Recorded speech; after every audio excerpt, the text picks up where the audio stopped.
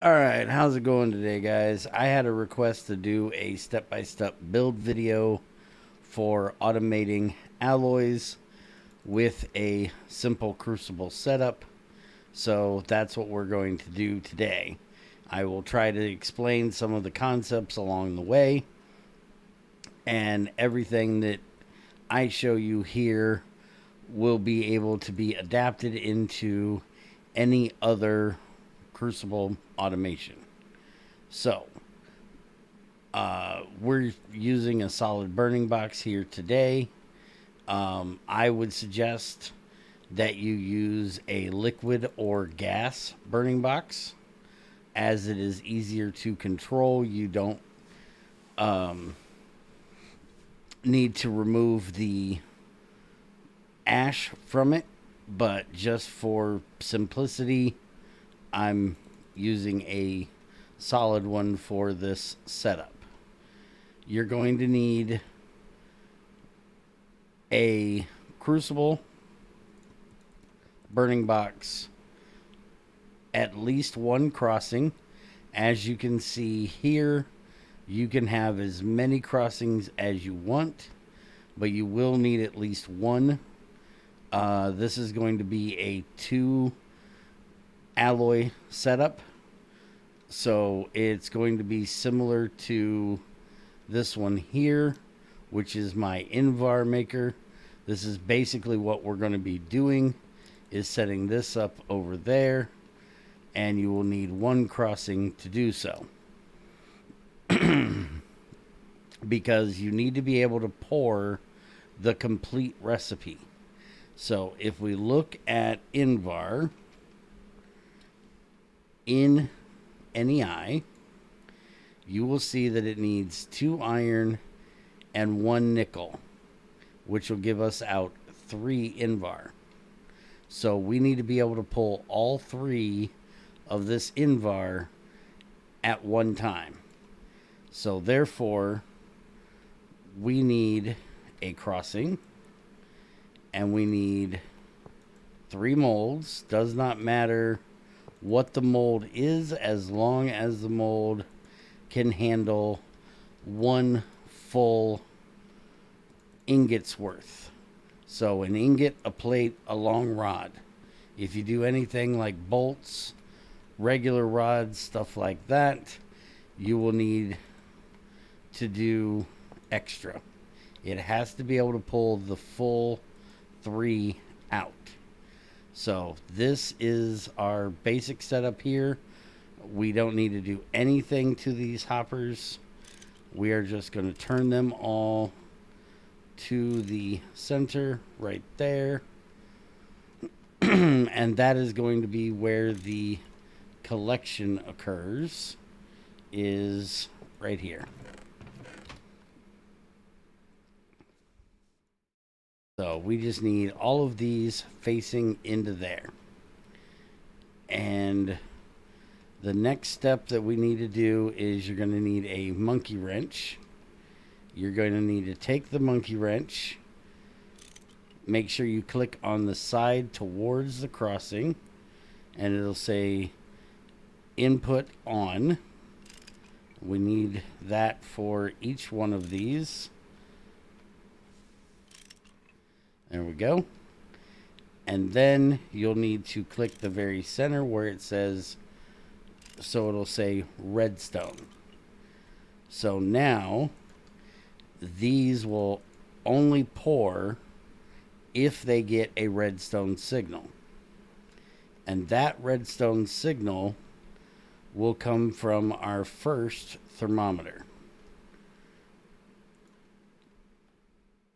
And for this thermometer, we're going to need a screwdriver, and we're going to change it to the greater than, and we're going to look at Invar, and it says 1916 is the temperature. For anything other than Invar, we would set this to 1916. But because I prefer to use regular iron, and this requires wrought iron, we're going to look at iron turns to wrought iron at 2011. So therefore, we're going to set this to 2011.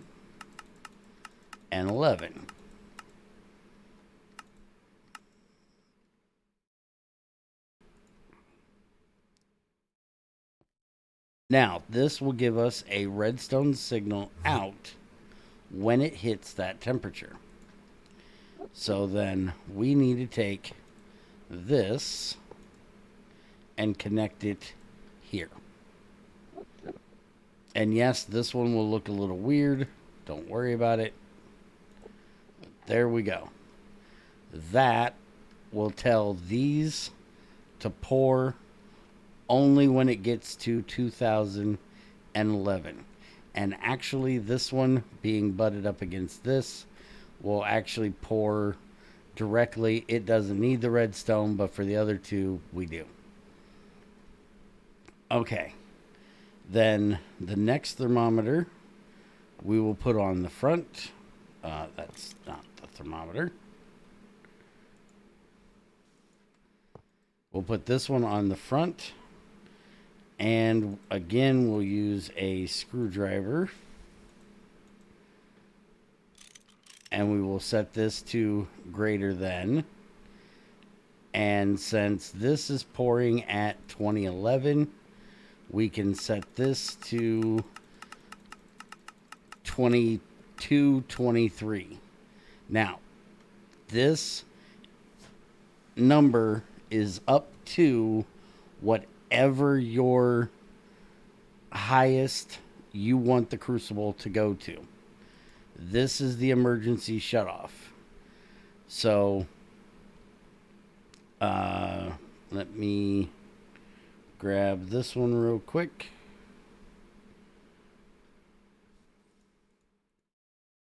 It'll be easier.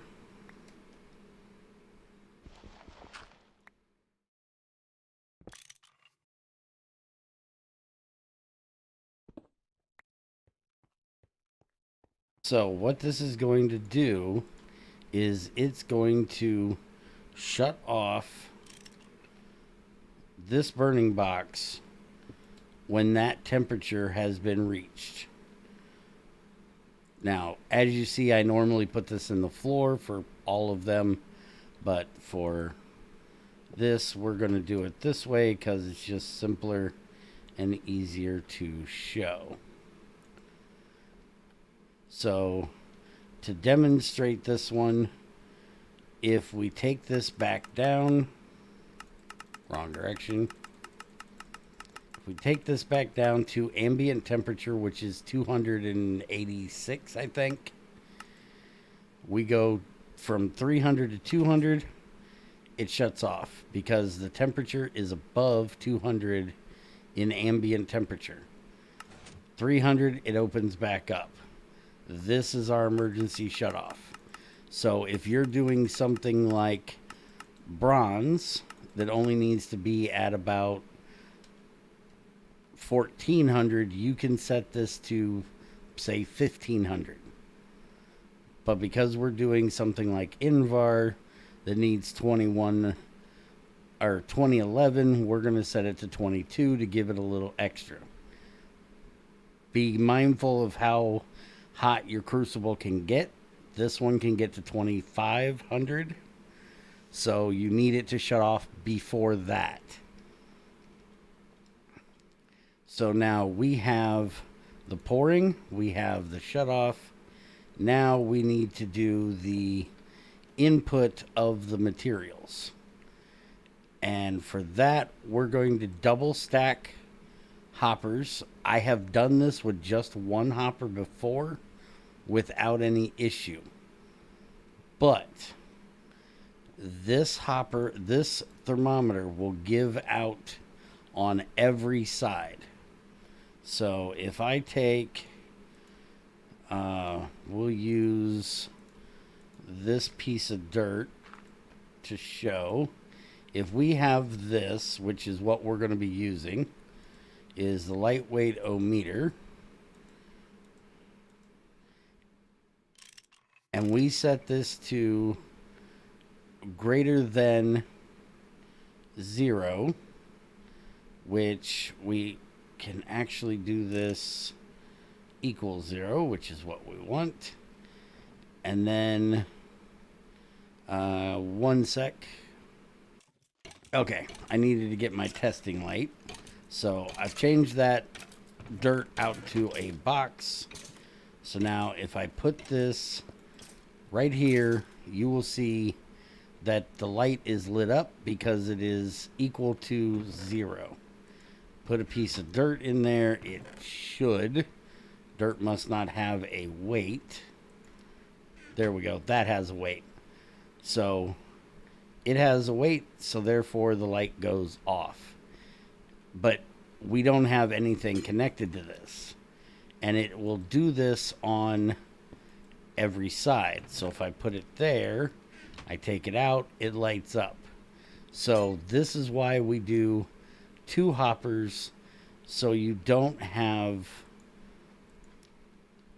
anything sitting directly on top of the weightometer, because we're going to have 2 more hoppers connected here.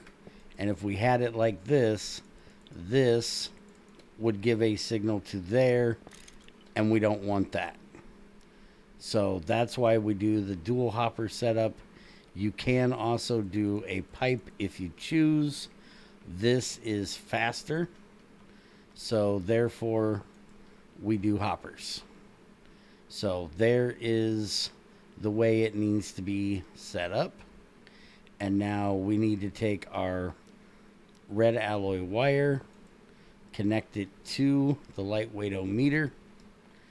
Remember, red wire does not connect to anything that you do not directly connect it to. So even though it is right next to that thermostat, it's not connected to it.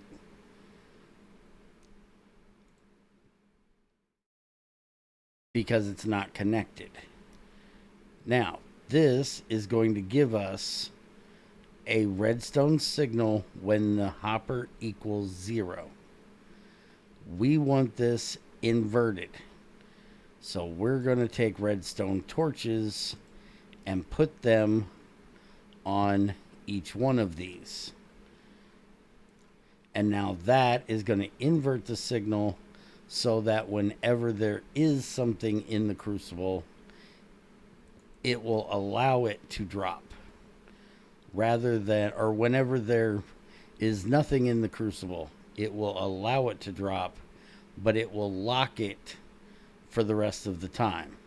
And we can test this by taking out the crucible and putting in a chest.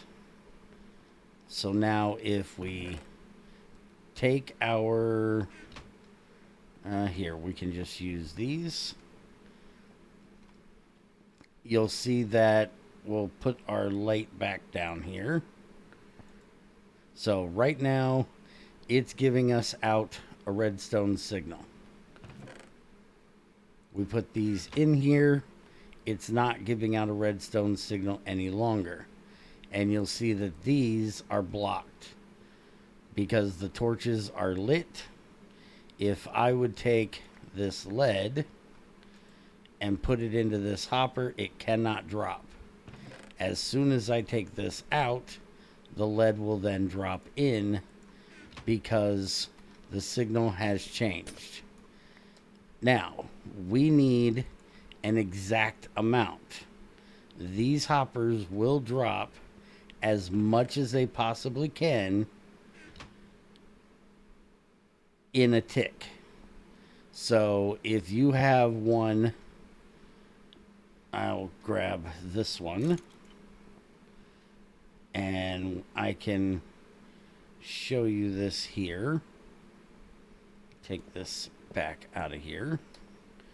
So if I put this chest here, I connect that to it, and I take this entire stack of 52 steel ingots, you will see it instantly goes in there. we need an exact amount. So that means we need to tell this hopper exactly what it can put in there and how we want it to do it. Now, to do so, we're going to need the screwdriver again and the monkey wrench.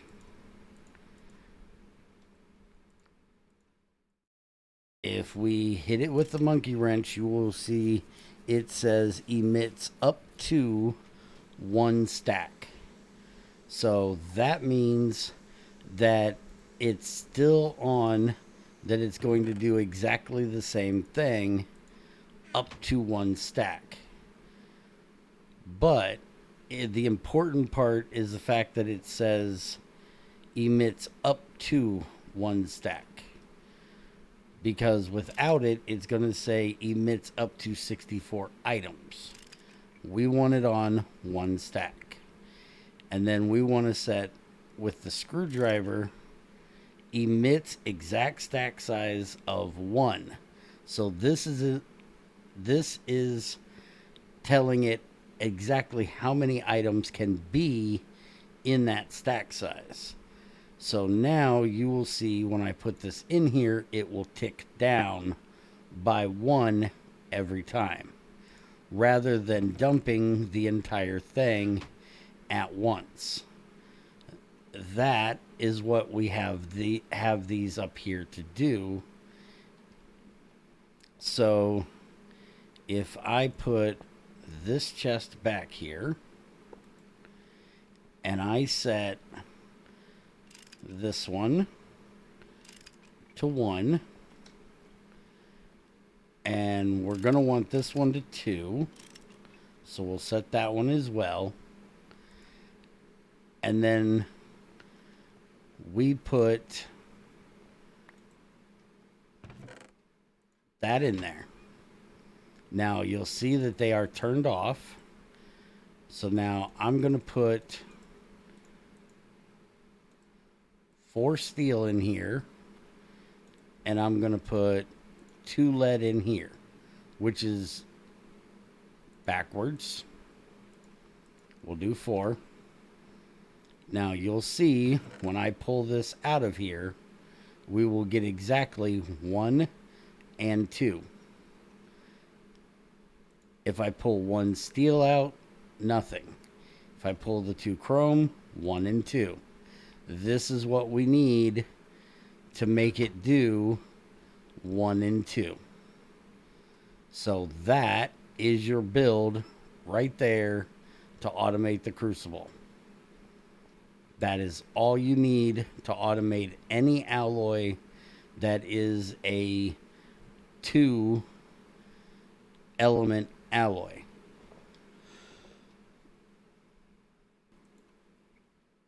If you need more than 2, then it's going to get more complicated, and I would suggest you go with something like this monster over here.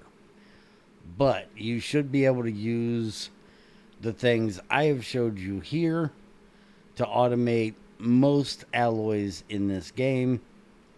I hope you guys enjoyed. If you have any questions, let me know. Have a great day.